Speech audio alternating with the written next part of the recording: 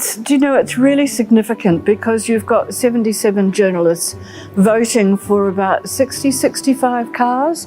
And this year it was fairly evident early on that the EV9 was really going to get out in front. But the fact that it came out strongly right from the get-go was just lovely, because I think that it's the car that suits almost everyone. And that's probably why, in the end, that it won. First thing that I noticed was, it's a three-row seats. That's very rare in an EV. It's designed around making it almost like your own personal living room. And I think that's nice. You feel at home. It's so spacious. And of course, the exterior, that's definitely a plus point.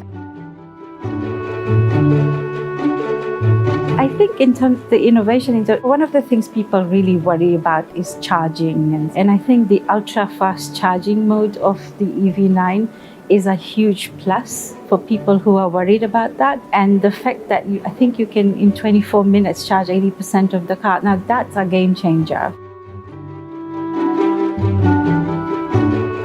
I think the thing that is striking about it is that it has all the good parts about driving an EV, that instant acceleration, the quietness, but you don't think about the fact that you're driving an EV. It's still very easy to drive, even if you're used to driving cars powered by a gas engine. So it's a lovely car to drive.